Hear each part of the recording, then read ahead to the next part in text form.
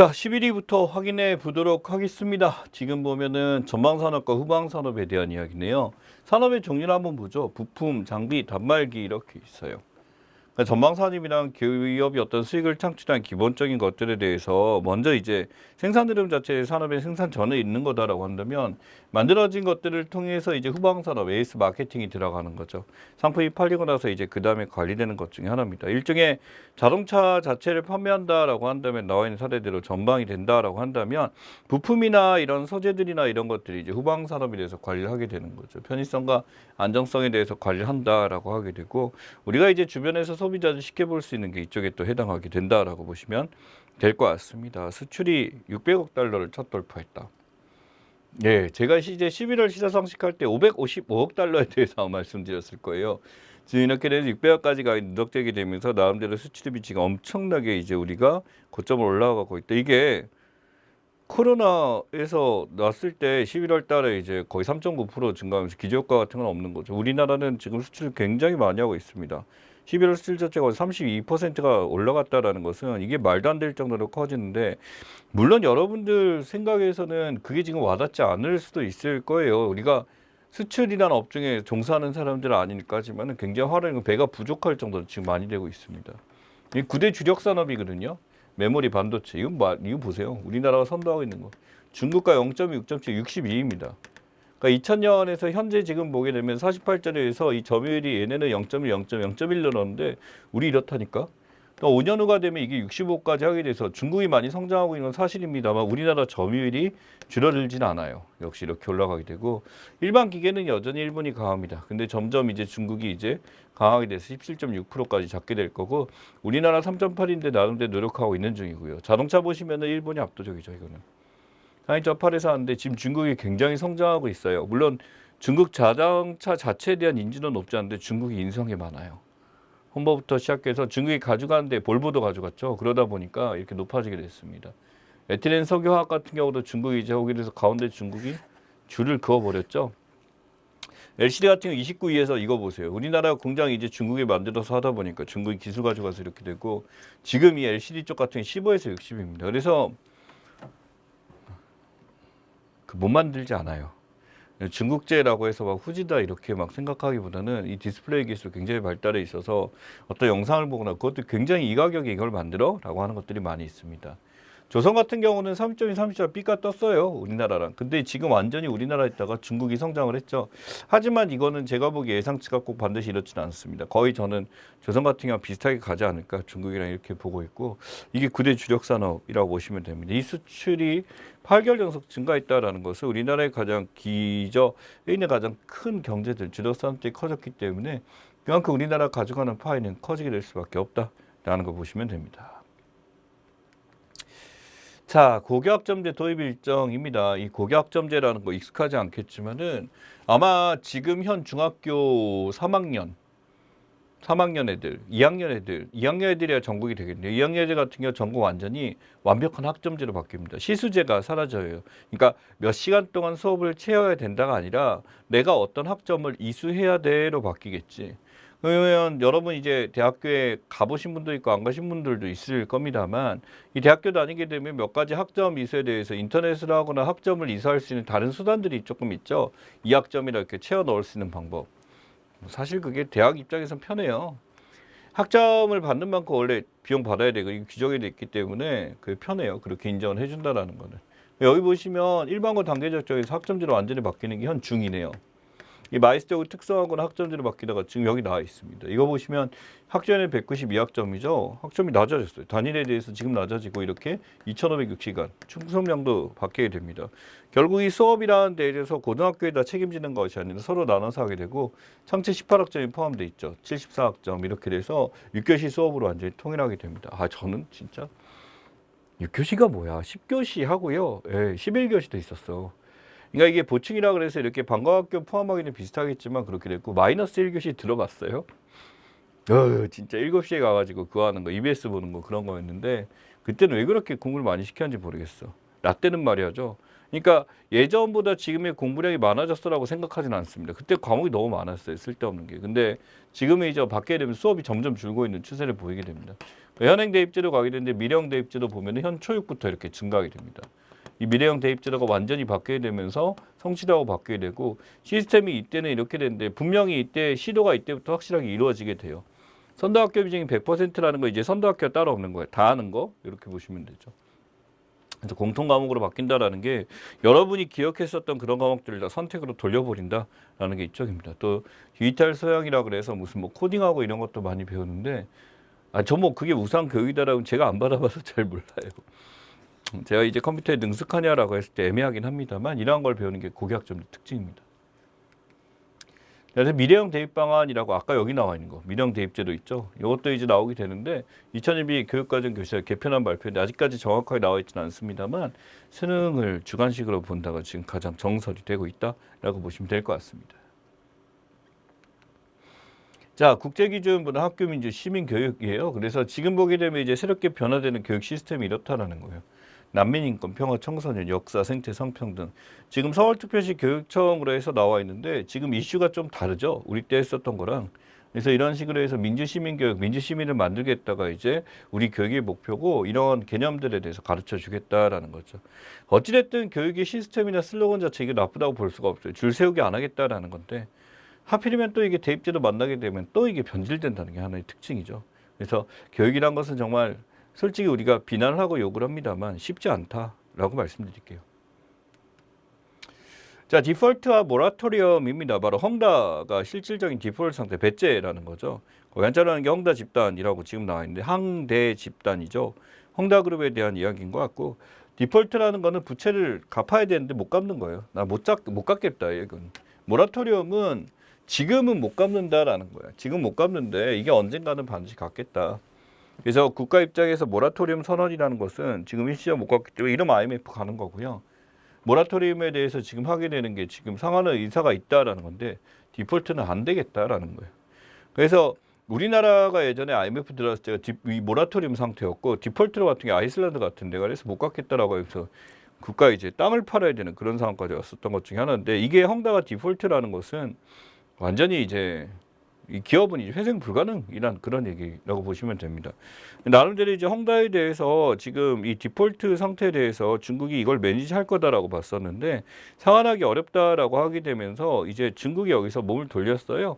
부동산 규제 풀어주겠다 이렇게 되는데 헝다에 대해서 이제 구제하기가 쉽지 않다라는 거. 처음에 이제 전망들은 어느 정도 이걸 매니지할 수 있을 거다라고 봤는데 지금 아닌 걸로 지금 된 것 같습니다. 재무 불이행이에요. 헝다그룹. 8,250만 달러 해야 되는데 6억 달러 채무 상환 만기해야 되는 거 이거 갚아야 돼. 이거 못 갚는 거고. 해양랜 그룹은 채권 이제 2억 570만 달러. 야, 이게 돈이 급이 다르다. 그래서 이걸 미지급했다라는 거는 지금 중국의 기업들이 잘 되는 것처럼 보이지만은 상황상 이게 쉽지 않고 이게 부동산에 대한 얘기예요. 그래서 중국 정부 부동산 개혁하려고 하고 하게 되면서 실제 부동산을 과도하게 짓고 여기 회수를 못 하다 보니까 이렇게 어그러지는 사태들이 많이 보이고 있습니다. 자, 수리할 권리입니다. 애플에 대해서 쓰시는 분이 있는데 저 같은 경우는 이제 갤럭시를 쓰고 있습니다. 애플을 잠시 썼었던 적이 있어요. 근데 적응을 잘 못했습니다. 애플이 좋다 나쁘다? 갤럭시가 좋다 나쁘다? 평가는 비교에 대해서 두 가지를 다 써봐도 잘 모르겠어요. 근데 갤럭시가 편한 이유 그냥 직관적이라는 거. 그냥 꼽았을 때 바로 이제 파일이 넘어가고 이렇게 되는 거, 익숙하다는 거라는 거죠. 반대로 이제 애플이 익숙한 제 부인이요. 제 부인은 이제 애플을 좋아하고 애플이 익숙합니다. 잘 쓰고 이렇게 되는데 수리할 권리라는 거에서 애플은 반성을 좀 해야 되죠. 그래서 이게 우리가 야매로 수리한다라고 하는데 액정 같은 거 들고 와서 하게 되면 저렴하게 할 수 있습니다만 이 애플의 수리할 권리가 뭐냐면 네가 수리를 우리 애플 정규점에서 안 했기 때문에 난 치료해 줄 수 없어라고 하는 말도 안 되는 이야기죠. 그러면 비용에 대해서 합리적으로 하고 이렇게 해야 될 텐데 얘네들 엄청 이걸 갖고 비싸게 받아먹고 하는 겁니다. 그래서 애플폰이 더 이뻐를 떠나서 애플 애들이 이렇게 가져가고 하는 거에 대해서 제가 보기에는 이러한 수리권에 대해서 유럽 같은 경우는 완벽하게 통과했어요. 그래서 자기가 수리받고 이렇게 권리에 대해서 애플이 이런 식으로 하는 거 안 된다라고 하는데 이거 보시면 나옵니다. 삼성 갤럭시에 대해서 출고가는 더 높은데 액정 수리 가격 차이 보이시죠? 37에 23 거의 60% 이하고요. 8.8 배터리 교체도 절반입니다. 50% 메인보드는 절반보다 더 이하예요. 그러니까 애플은 뭐냐면 이게 이 메인보드 나왔다 그러면 72.6만 원, 폰값의 절반 이상을 내야지 고쳐주기 때문에 이 말은 무슨 뜻이냐면 새 폰 사라는 의미죠. 2019 19 기준 리퍼 교체 시인데 지금은 더해요. 그러다 보니까 지금 이게 무슨 일이 나타나냐면 애플에 대해서 이 수리권 논의가 있어야 된다, 바꿀 수 있어야 된다라는 거고, 갤럭시 같은 경우는 싸제를 썼다고 해서 수리 거부를 하거나 이 정도는 아니거든요. 이게 애프터 서비스의 차이. 삼성에 대해서 어느 정도 사람이 친한 게 바로 그 애프터 서비스, AS에 대한 이야기죠. 근데 애플은 지금 우리나라의 나름대로 충성도 바치는 고객들을 생각하면은 조금 전략 바꿀 필요가 있고, 너무 호구스럽게 지금 행동하는 것도 문제입니다. 적극적으로 맞서 싸워야죠. 이런 논리도 있어. 막 그냥 쓰지 마 이러는데 그건 아니지. 내가 쓰고 싶은 걸 쓰는 거긴 한데. 자, 해외에서도 방역 패스를 하나요? 라고 하는데 합니다. 여기 보시면 이탈리아 지금 그린 패스 가장 먼저 있고, 프랑스 보험 패스 시리즈를, 예, 코로믹스 지금 다 있죠. 그린 패스 있어야 공공장소 출입 가능합니다. 그래서 이 방역 패스에 대해서 얘기 나오면 이런 얘기가 있죠. 선진국도 하지 않는데 우리나라만 왜 하느냐라고 하게 되면서 마구마구 이야기를 해요. 선진국 다 해. 그러면 아니 우리가 외국의 기준과 우리나라의 기준 다르지 않느냐. 결론은 뭐냐면은 하지 말아라. 그러지 말고 맞으셔야 됩니다. 백신 여건이나 이런 데에서 어떤 국가를 통제하고 자유를 억압한다라고 하는데 언제 자유를 그렇게 논했나요? 이건 뭐냐면 이거 기본권의 예외에 해당해요. 국가 안전 보장을 위해서 지금 하고 있는 것 중에 하나가 백신 중에 하나고, 백신이 무리라고 해봤자 이게 안 되는 게 그거 우리나라 개발한 거 아니에요. 그러니까 전 세계를 못 믿겠다라고 하게 되면 어떤 세상의 삶에 대한 어떤 뭐 전체 세계에 대한 투쟁이 되는 거지. 그러니까 코로나도 믿고 다 믿고 화가 나는 거 알겠지만 어느 정도 이걸 했다라는 거. 그러면서 이제 다른 나라의 사례들 많이 맞아도 이게 이제 접종에 대해서 돌파 감염됐거나 이런 사례 하지 뭐 어찌됐든 맞은 게 굉장히 중요한 거죠. 하지만 역차별 논란이 나옵니다. 그저 나는 가만히 있었을 뿐인데 라는 거에 대해서 그린 패스 거부에 대한 이야기를 합니다만, 이런 경우는 존재하죠. 본인이 어떤 내재적 질병이 있어 아나필락시스가 나타나거나 한다면 안 맞는 거에 대해서 이거는 넘어가야 돼요. 이건 국가에서 명확하게 근본적으로 이걸 나눠서 이 사람들에게 대해서는 예외적 조항을 적용해야지 무조건적으로 안 된다라고 맞는 것은 아니다라고 봐야 될 것 같습니다. 백신 배수 활용 계획이 48층 PCR 음성 확인서. 쉽게 해서 우리가 친구를 만나거나 뭐 한다 어딜 가려고 하게 되면 PCR 받고 와라라는 거예요. 그래서 PCR 맞은 확인이 있으면 되는 거고, 이 적용 장소가 여기에 해당하게 됩니다. 그리고 기간 여당 시설이 이렇게 되고, 예외 대상 18세 이하 소아 청소년이에요. 학생들이 지금 이렇게 되는데 나이 차면 맞아야 되고요. 아마 여기서 이제 저와 이제 같이 지금 있어 보고 있는 분들 같은 경우 맞아야 되는 대상이죠. 예외 대상이 아니죠, 거의 다. 아나필락시스 길랑바레나 이런 거 있는 사람들은 불가피한 미종적자이기 때문에 요거는 이제 구분해서 해줘야 된다라는 게 특징입니다. 그래서 방역 패스에 대한 문제는 출제가 될 것 같습니다. 꼭 정리를 하셔야 돼요. ADB입니다. Asian Development Bank에서 ADB 마닐라에 위치해 있죠. 그래서 아시아 개발은행이라고도 부르고요. 이제 한국도 여기 포함되어 있고 일본, 미국, 중국, 인도, 캐나다, 호주, 인도네시아, 필리핀 다 포함되어 있어요. 그래서 지금 이 상임이사국 중에 하나가 여기서 선출돼 가지고 아시아 개발은행에서 지금 나름대로 이제 한국 성장률에 대해서 평가하는 곳 중에 하나입니다. 한국 경제 성장률을 보시게 되면 2020년 예, 한국은행 같은 경우 3%, IMF 같은 경우 3.3%까지. IMF는 항상 이렇게 높게 보더라. OECD는 2.9 보고 있죠. 그래서 대략적으로 평균을 내게 되면 3% 정도를 지금 파악하고 있다라는 거죠. 3% 그런 상황에서 나름대로 안정치입니다. 근데 이제 물가 자체가 이렇게 올라가게 되겠죠. 근데 문제는 이게 3% 정도 경제 성장하게 되면 장바구니 물가지수라고 하죠. 밥상 물가. 우리가 일반적으로 야채를 사고 뭐 하는 것도 이런 게 굉장히 높아지게 됩니다. 그래서 우리나라는 물가가 되게 높냐라고 이제 판단했을 때 놀랍게도 상위 나라 33개국 중에 23인가? 벨기아 같을 거예요. 높지 않습니다. 그러니까 여러분이 체감하는 물가는 굉장히 높아 보이는데 실제로 이제 외국의 사례나 이런 것들을 비교해 보게 되면 생각보다 높지 않은 게 우리나라 물가의 현실 기억하시면 좋겠습니다. 자, 코로나19 백신별 돌파 감염입니다. 그래서 얀센, 아스트라제네카, 화이자, 교차했죠, 모더나 이렇게 나와 있어요. 권장 액수에 대해서 지금 나와 있다시피 14일 경과자들이 이렇게 늘어나고 있고, 이 모더나가 0.08%, 이제 발생률이 0.04인데 0.008%라는 이제 이 14일 경과자에 대해서 제일 이제 안 일어난다라는 거죠. 14일 경과자. 근데 여기 보시면은 돌파 감염이 가장 적은 게 보다시피 모더나에 대해서 지금 나타나고 있어요. 그래서 이거 맞았거든. 예, 교차 접종이 지금 이렇게 돼서 모더나 교차 접종에서 됐을 때 가장 크다라고 해가지고 저는 이렇게 말했어요. 그래프 보시면 여기 위에 있는 거 보세요. 얀센은 뭐 돌파 확률 엄청나게 많고 굉장히 많은데 화이자하고 모더나 그래도 안정적이다라는 것을 해가지고 저는 이제 세 가지를 다 맞았습니다. 아스트라제네카, 화이자, 모더나를. 어찌됐든 지금 우리가 이제 이 물가 이거 맞는 거에 대해서 다 신경을 써주셔야 되죠. 자, 문재인 정부 4년 지연별 집값 상승률 나와 있습니다. 집값이 이렇게 올라간다라는 것에 대해서 인정했습니다. 정부 입장에서 인정하고 이렇게 올라가고 수도권 전체 보면 이렇게 됐고 서울시, 경기도, 광역시 이렇게 올라갔는데 최근에 이제 조금씩 떨어지는 데가 조금씩 나타나기 시작했죠. 세종 같은 거 절대 안 떨어질 줄 알았는데 사실은 절대적으로 너무나 높았기 때문에 이게 떨어지는 거다라는 말도 있고 시흥 쪽 떨어지고 있고 몇 군데 이제 대도시부터 시작해서 풍선 효과 터지면서 기타 등등 이제 거래가 안 되기 시작하면서 떨어지는 데도 형태가 많이 있습니다. 어쨌든 이 문재인 정부에서 지금 부동산에 대해서 굉장히 신경을 쓰고 있는 건 사실이고 지금 상황에서 집값을 잡는 건 어떻게 보면 후대의 우리 미래를 위해서 반드시 필요한 절차다라고 생각하시면 될 것 같아요. 자, 여기 보시면 ERS 운영 체계도 나와 있죠. 에너지 캐시백에 대한 이야기입니다. 이 의무 절감량에 대해서 프로젝트를 주고 이만큼 감소해야 돼라고 했어. 의무 당사자 입장에서 가스 열공업체가 갖고 서비스 받아서 이거 줄이고 자문위에서 평가해서 이 사람들이 얼마나 에너지를 감축했는지 보는 겁니다. 어찌 보면 말은 멋있어. 에너지 효율 혁신 소비 행태. 판단해서 이걸 갖고 에너지를 줄이는데 동참하겠다라지만 안 하면 죽어 이렇게 되는 거죠.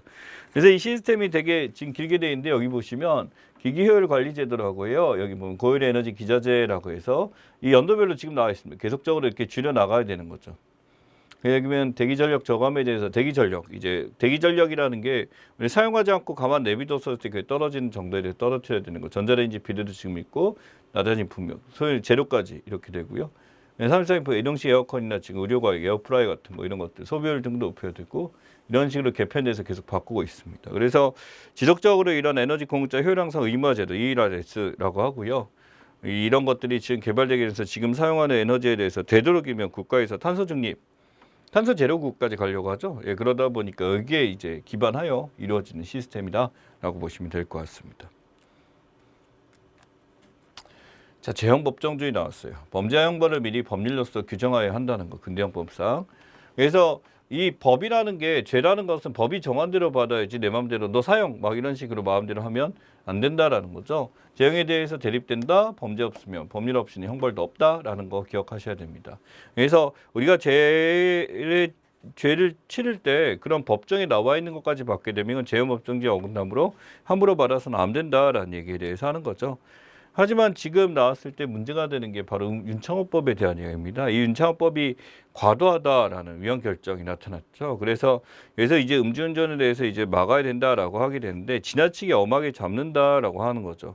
물론 반복적 음주 처벌 같은 경우는 지금 나타날 수 있지만 이게 너무나 과도하게 되면 면역성이나 이제 법적 처벌에 대한 둔감함이 나타나게 되면서 너무 문제가 커진다라고 하게 되는데 음주운전 자체에 대해서 이걸 막는 것은 굉장히 중요하죠. 그래서 우리나라 음주운전이 굉장히 엄격하게 바뀌고 있는 추세에 해당하고요.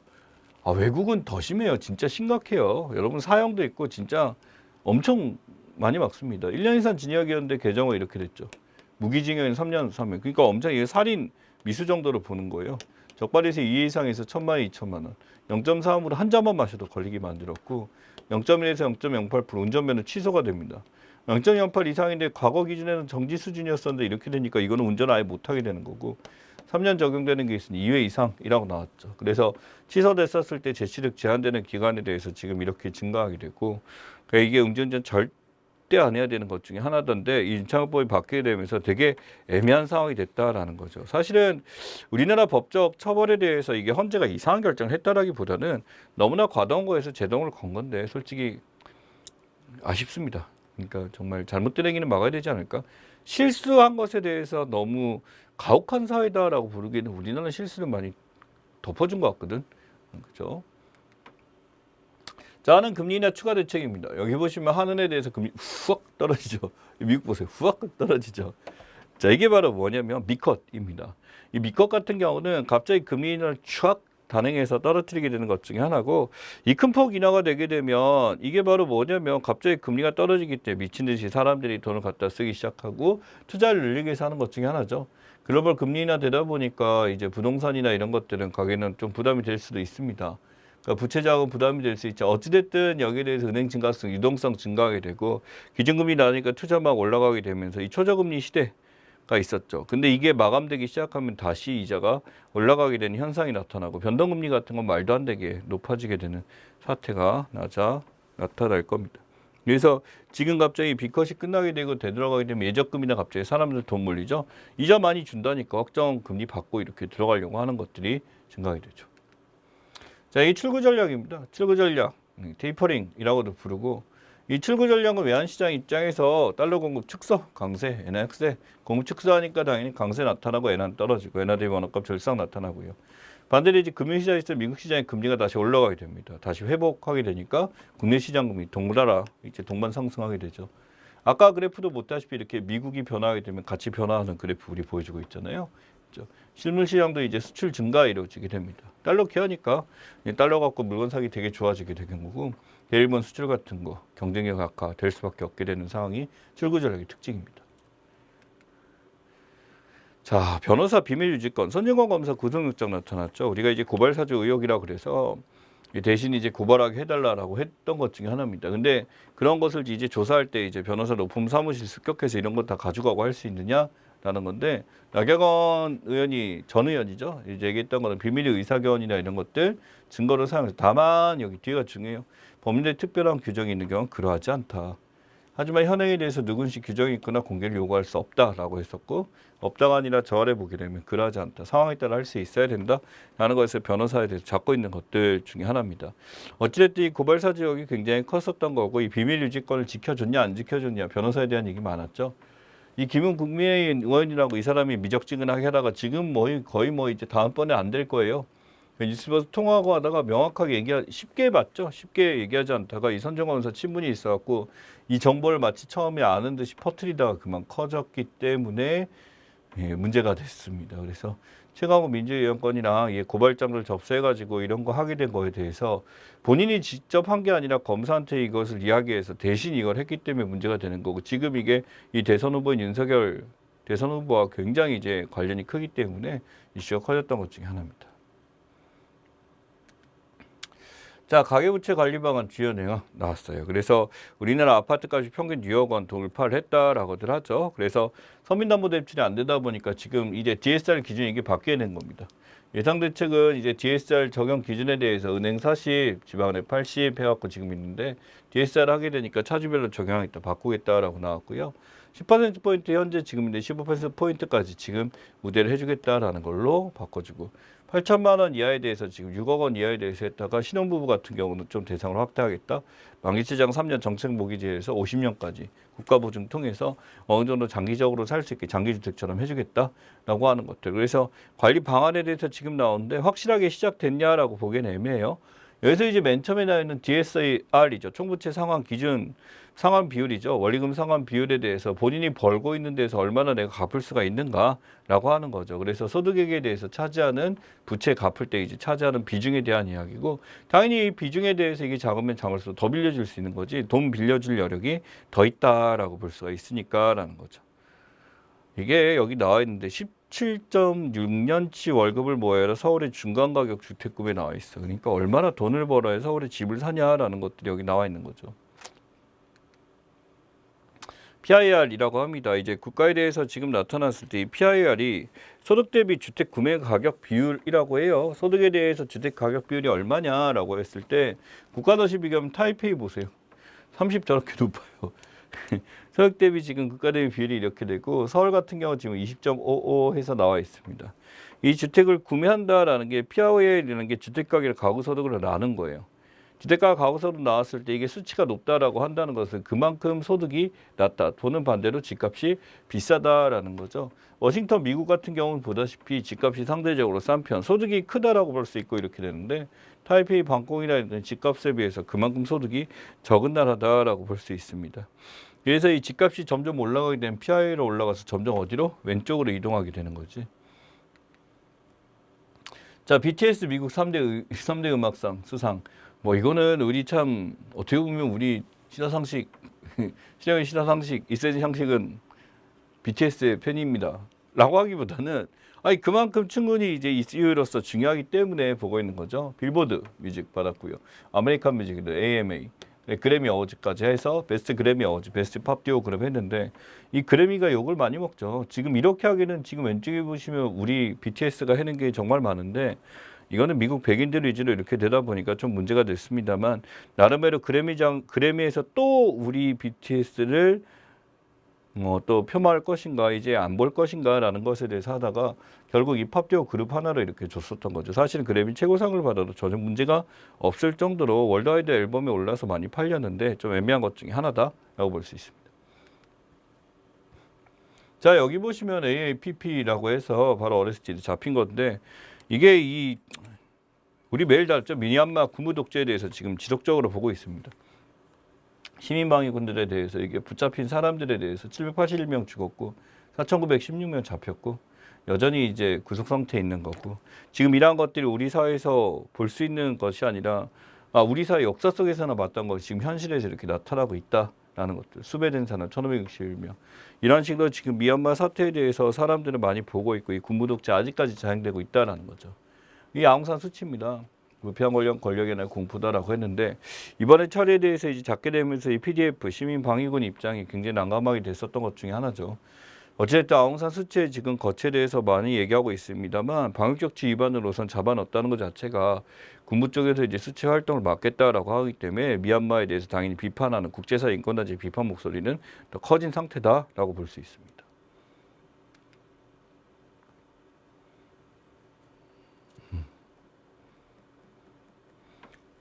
진짜 나빠. 정인 사건이죠. 진짜 이건 그러니까 사진 이렇게 찍었다가 중요한 게 아니라요. 아기한테 이런 거 아니야. 엄마들 모른다고 했어요. 한달 원했죠. 엄마랑 원했었는데 엄마는 아빠. 이거는 지금 뭐 사진에 대해서 지금 정인 사건 양보 2심에서 감형 판결인데 이 감형됐다고 뭐 재판부 이상할 게 볼 게 아니라 원래 그래요. 원래 이제 장기적으로 하게 되면 묻게 되면 그 뉘우침이 있고 뭐라고 하게 되면서 이 정인 사건에 대한 이야기입니다. 양부모가 이렇게 학대를 하게 돼서 이렇게 될 때 사회적 보호 체계 같은 것들이 제대로 이제 작동이 안 하고 지금 이 정인이 같은 제2 정인이가 있을 수 있고 이러니까 이걸 막아야 된다라는 건데 애들한테 하여튼 이러는 건 정말 아니고 이게 뭐 사형을 당하든 뭐 하든 간에 어떤 사회적으로 이제 어찌됐든 간에 하여튼 이런 것들에 대해서 막을 수 있는 제도적 차원이 되게 필요하고 2심에서 감형 판결이니까 아직도 우리 기억사 남고 또 3심에 올라가겠죠. 이게 끝까지 이제 안 가도록 이제 형을 줄이는 게 이쪽에서는 좋은 전략이 될 테니까 그 아이를 어찌됐든 간에 본인에 대해서 뭐 계속 뉘우친다라는 거고요. 1심보다 이게 떨어지게 되고 할 텐데 네, 이게 또 한 번 더 하게 될 겁니다. 그래서 항소심에 대해서 상고장 제출했고 상고장 올라가게 될 거예요. 검사 측도 질 수 없죠. 여기에 대해서 이제 상고장 계속 올려갖고 계속 하고 있습니다. 이 심심이양 가명사는 조두순이죠. 이번에 또 조두순 찾아와갖고 또 20대인가요? 무슨 가지 유튜버 가서 했다고 하는데 상위 리포터라고 하는데 재판부 12년 이게 술 취해서 그때 능력이 없기 때문에 이게 법적 주치 감형이에요. 그 당시는 이게 가능했었다라는 거 어찌됐든 지금은 이제 이렇게 안 됩니다. 올라가고요. 강남형 살인사건도 무기징역에서 재판부 징역 30년 나왔는데 여도성 사례도 있고 이거 말고도 몇 가지 이제 잔혹한 사례들 PC방 살인사건도 있고 몇 가지 있죠. 이거 절대 이제 피의자에 대해서 이 사람이 인지가 형성돼 있고 어느 정도 돼 있다 그러면 절대 감형 안 해주는 게 현재로서는 굉장히 엄격해졌다라고 보시면 됩니다. 우리나라는 그러니까 이런 거에 대한 약간 감형이 존재했었다라는 거죠. 특히 과거에는 여성에 대한 어떤 감형에 대해서 조금 많이 있었는데 최근에는 이제 그거 사라졌기 때문에 사라졌다라기보다는 예전에 비해서 그렇게 감형이 줄어들었다라고 보시면 됩니다. 자, 그다음에 온두라스 지금 나와 있죠. 온두라스만 지금 나와 있고 여기 보시면 이제 중남미 아메리카, 남미 아메리카 바로 파나마 이쪽에 보시면 올라오는데 여기 있습니다. 이쪽 온두라스 첫 여성 대통령 시오마라 카스트로 지금 나와 있고 칠레 대통령 바뀌었죠. 기타는 이쪽에서 선거를 통해 다양한 대통령이 나타나면서 여기 관심이 친중이냐 아니냐예요. 중국과 친하냐 아니냐라는 걸 통해서 이 남미 같은 경우 이 중국의 어떤 이제 손을 뻗치는 정도가 굉장히 커졌습니다. 자원에 대한 것도 있고요, 땅덩어리 자체에 나가는 것도 있습니다. 이건 미국 경제력, 미중 경제력에 대한 영향력인데 파트너 수에 대해서 미국이 당연히 1위지만 중국 2위까지 올라가고 최대 수출국이 이제 3개국, 6개국 점점 이게 커지고 있다라는 거예요. 그러니까 미중 간의 관계에 대해서 점점씩 올라가고 있고 중국의 영향이 커지고 있다. 중남미 투자형이나 보게 되면 중국이 투자한 데가 이렇게 많습니다. 그러니까 중국은 지금 전 세계적으로 자신의 어떤 세력을 올리기 위해서 굉장히 애쓰고 있다라는 거고요. 2009년 온두라스 군부 쿠데타는 뭐 이런 일이 있었다 정도로 보시면 될 것 같고, 여기 차베스 베네수엘라 대통령 이름도 나옵니다. 이게 정치적 동맹 같이 했었던 게 미국 CIA 통해서 밝혔던 사례가 있습니다. 자, 이게 서일본 대진 예상 피해 범위예요. 만약 서일본 대진이 발생하면 이렇게 되는데, 우리가 이제 난카이 해국 거대 지진이라고 하죠. 이쪽하고 후지산 지금 폭발할 가능성이 있다. 눈 덮인 그것도 다시 폭발할 수 있다. 그래서 3대 이제 이쪽에 대해서 이야기를 하고 있습니다. 그래서 나름대로 이제 일본이 아직까지도 난카이 해국, 이 해국 아래 있는 이쪽에서 지진이 나타나게 되면 여전히 이제 위험이 가능하다라고 보는 중에 하나예요. 쓰나미가 이렇게 되는, 쓰나미는 이 안에 해국에 지진 나타나서 물이 들어가게 되면 들어갔다가 다시 나오게 되면 출렁하게 되는 그 해일에 대해서 나타나는 문제에 대한 설명이죠. 자, 자율주행 기술에 대한 이야기입니다. 지금 우리가 실제로 체험해 볼 수 있는 곳도 존재했죠. 그래서 자율주행이라는 게, 이 자율주행차가 우리가 지금 운전사가 없이 그렇게 하는 것 중에 하나고, 상암동에 지금 이 시스템이 나와 있습니다. 이 승용차는 자율주행차가 여기서 돈을 내고 탈 수도 있고, 차량 호출하게 되면 이걸 타고 이동이 가능하게 된 거라고 하는 거죠. 비자동화 이렇게 되다가 주행 책임이 운전자 보조, 지금 여단계까지 지금 자동차 있고, 부분 자동화에서 이제 크루즈 시스템 자동으로 될 수 있는 게 있고요. 조건부 자율주행이라고 그래서 이제 손은 안 대고 그냥 하는 경우도 발생하게 됐고, 고등 자율주행은 시스템이 모든 걸 하게 되고, 완전 자율주행은 인간 일도 필요 없습니다. 난 단계가 되는 거죠. 지금 이렇게 기술들이 다 등장하고 모든 차들이 어느 정도 자율주행 시스템이 들어가려고 애쓰고 있고, 분명히 이 시스템은 굉장히 활성화될 수밖에 없다라는 게 갖고 현실입니다. 자, 커넥티드 타운에 대한 이야기예요. 자율주행 셔틀차가 이렇게 만들어지면 모든 게 사무네트는 지금 연결돼서 나와 있죠. 서울시 국토교통부에서 지금 한 거네요. 그래서 이 정보 수단에 대해서 어디가 막히고 이런 거 전기 들어가고, 전기 충전 같은 거 이렇게 있고, 스마트 스마트 처리, 재해재난 인식되어 모든 것이 스마트 시스템으로 갖춰져 있는 IoT 기반에 만들어진 시스템을 볼 수가 있습니다. 결국 이 자율주행 레벨이 된다는 것은 단순히 2차만 자율주행이 된 게 아니라 다른 시스템 모두 이렇게 같이 작동할 때 되는 것 중에 하나고, 이게 차 밀림이나 이런 게 적을 수밖에 없어지게 되는 게 모두 다 어떤 기존 법규나 이런 것들 규범을 지키기 때문에 그런 밀림이나 이런 거 없이 똑같은 속도, 똑같은 가격으로 가서 위험성이 굉장히 낮아진다라는 것을 알 수가 있습니다. 테스트베드 노시아에 대해서 지금 나와 있는 것들 중에 하나죠. 자, 나튼 공법입니다. 지하철 공사했을 때 지금 이렇게 하는 거, 보령 해저 터널에 대한 이야기죠. 보령 해저 터널이 12월 1일 통행돼서 지금은 이제 활동하고 있습니다만, 이전에 그렇게 멀리 돌아서 가던 것을 해저 터널을 통해서 진짜 시간이 엄청나게 단축이 됐습니다. 이 나튼이 뭐냐면 위쪽만 먼저 파요. 위를 먼저 판 다음에 지대 박은 다음에 나머지 밑을 파는, 별거 아닌 시스템이 오스트레일리아에서 처음 시작되면서 이게 굉장히 유행이 됐었고, 이쪽에서 이제 나름대로 이 건설 거품 자체가 지금 이제 안정적으로 우리가 이런 해저 터널을 팔 수 있는 시스템으로 많이 활용하고 있는 게 나튼 공법입니다. 그래서 이쪽이에요. 보령에 대해서 지금 나타나게 되는데 아래쪽으로 쭉 들어갔고 이쪽에 가게 돼서 교남교차로 충청 태남까지 이렇게 이어지는 것 중에 하나입니다. 그래서 이게 뚫리면서 예전에 배 타고 이렇게 머리까지 돌아갔던 데에서 굉장히 쉽게 이쪽으로 이동하게 될 수 있는 시스템이 만들어지게 된 거죠. 10분대로 단축됐다라고 나와 있습니다. 1시간 30분 걸린 데가 10분? 이거 진짜 빠른 거잖아. 1시간 30분이라면 서울 끝에서 끝까지 이렇게 하는 10분 만에 흉이니까 거의 뭐 비행기 수준이죠. 비행기까지는 아니지만 내리고 탈 거 생각하면 이렇게 비슷하긴 하네요. 그래서 지금 나름대로 이 해저 터널에 대해서 사람들 관심 가지고 있고, 사진 지금 살짝 보이죠? 실제 시범주행으로 이렇게 돼서 굉장히 많은 양의 물동량이 이동하고 있습니다. 자, NFT 사업 진행이에요. 이메일이 컴퓨터 카카오 게임 이제 계속 나옵니다. 아마 이슈가 계속될 겁니다. 이제 몇몇 게임 같은 데서 이제 점점씩 이제 NFT가 들어간 것들이 많이 있고, 엑시 인피니티 지금 나와 있습니다. 이 게임에 대해서 지금 하는 것 중에 하나인데, 게임 속에 어떤 아이템들이나 이걸 가지고 있는 이게 환전이 될 수 있는 거. 여기 보시면 게임 내에서 있을 수 있고 환전은 되지 않는데, 엑시 인피니티는 바로 현금화 될 수 있는 시스템이니까 게임성 자체는 이게 중요하지 않아. 그 안에서 내가 돈을 벌 수 있다는 그 시스템 자체가 중요하게 되면서 이게 난리가 된 거죠. 그래서 차세대 온라인 카지노라는 말까지 나올 정도로, 우리 머릿속에 이런 거 있잖아요. 왜 게임했을 때 게임의 어떤 골드나 어떤 머니 같은 거 환전해서 돈을 받는 케이스. 예, 저 대학생 때 사본 적이 있습니다. 예, 게임 했을 때 다이닝 골드 우리는 많이 하고 그렇게 돈을 벌었었는데 대부분이 아마 그때 그 게임 자체가 중국인 게임 사업장 와우라는 게임이었고 그렇게 했었던 적이 있어요. 그러니까 이거는 불법이에요. 사실은 그렇게 사는 거였어요. 근데 불법인데 합법적으로 그냥 인증받고 그렇게 해주는 업체에서 그렇게 구매하니 수수료 떼고 돈도 많이 냈죠. 하지만 어떻게 보면 이게 뭐냐면 시간을 사는 거예요. 우리가 그걸 벌기 위해서 막 약초를 캐고 막 몬스터를 잡고 할 거를 그 사람이 대신해 준 거고, 우린 그걸로 이제 뭐 하이엔드 컨텐츠를 막 즐기고 이렇게 됐었던 것 같습니다. 친구랑 같이 했었던 기억이 나는데 그런 것들이 바로 이 NFT의 특징이죠.